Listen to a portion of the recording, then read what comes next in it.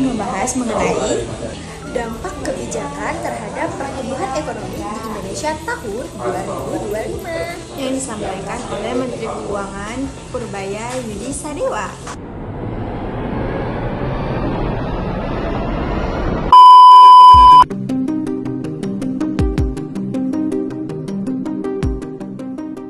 Hal ini diungkapkan Purbaya dalam acara Sarasehan 100 Ekonomi Indonesia di Jakarta pada Selasa 28 Oktober 2025. Menurut Purbaya, masyarakat juga akan senang untuk membayar pajak jika tarifnya dinaikkan menyesuaikan kondisi ekonomi negara. Menko Purbaya menyebut langkah itu diambil agar tidak menambah beban dan mengerus daya beli masyarakat. Menurutnya, kewajiban membayar pajak seharusnya tidak membuat masyarakat merasa terbebani. Namun, selama ini yang terjadi justru sebaliknya. Apabila tarif pajak dinaikkan sekarang, Purbaya menilai masyarakat akan kesusahan. Hal tersebut terjadi karena penerimaan negara justru dibiarkan mengendap di sistem Bank Indonesia atau BI dan perbankan. Padahal menurutnya, seharusnya penerimaan negara segera dikembalikan ke masyarakat dalam bentuk program. Selain itu bisa juga melalui kebijakan yang dapat menstimulus perekonomian. Oleh karena itu dirinya mengambil kebijakan memindahkan saldo anggaran lebih atau SAL sebesar 200 triliun rupiah yang selama ini disimpan di BI. Dia berharap kebijakan itu bisa membuat perekonomian lebih tinggi. Halo semuanya, kali ini kita akan membahas topik penting yang berdampak pada perekonomian kita, yaitu rasio penerimaan pajak terhadap PDB atau yang bisa kita sebut dengan tax ratio. Bagaimana kondisinya yang terkini di Indonesia? Apakah targetnya dan apa artinya untuk kita semua? Oke, kita akan masuk ke dalam materinya. Yang pertama yaitu apa itu tax ratio? Tax ratio adalah ukuran seberapa besar penerimaan pajak dibandingkan ukuran ekonomi atau PDB.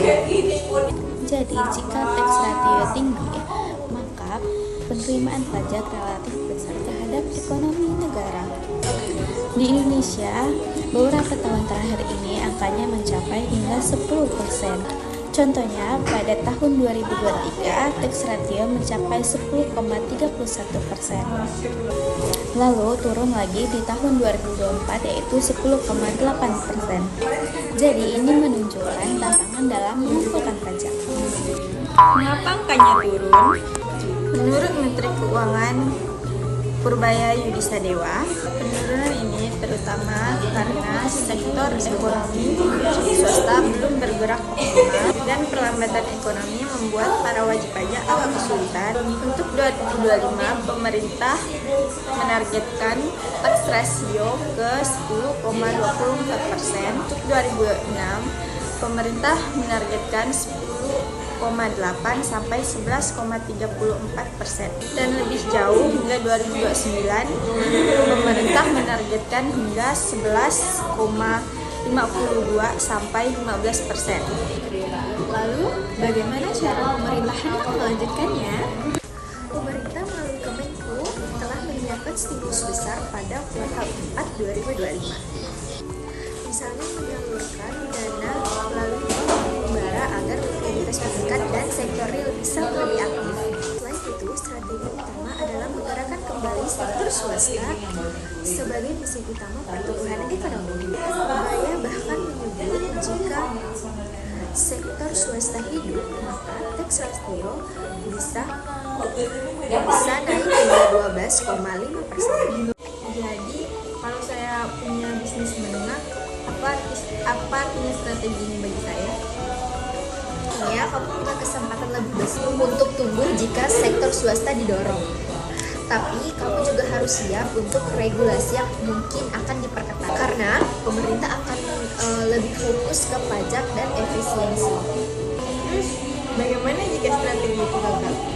Jika gagal, maka tax ratio bisa tetap stagnan atau bahkan turun.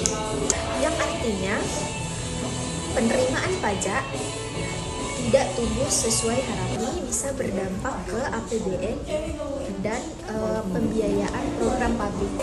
Jadi kesimpulan yang udah kita bahas tadi, tax ratio naik ini adalah sinyal bahwa pemerintah ingin memperkuat penerimaan yang tidak hanya mengandalkan naiknya tarif pajak.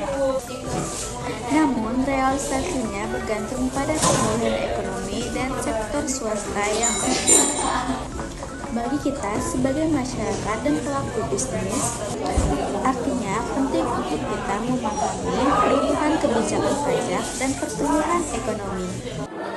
Target tax rasio di tahun 2025 ini, pemerintah bisa mendapatkan sebesar 10,02% dari PDB.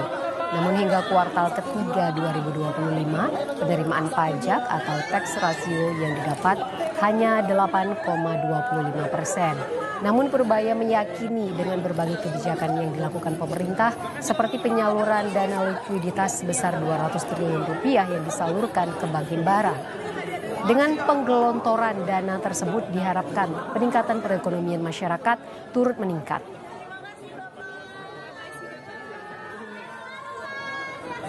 Saya akan menurun karena ekonominya melambat sebetulnya kan triwulan ketiga private sektornya ya. Tapi triwulan keempat kan kita kasih stimulus cukup besar, uang kita gelontorkan ke sistem, sepertinya real sektor juga mulai bergerak lebih cepat.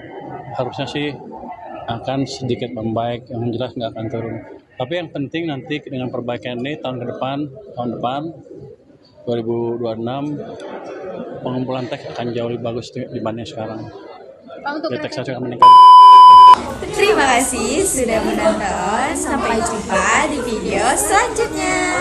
Bye-bye. Jangan lupa like, comment, dan subscribe.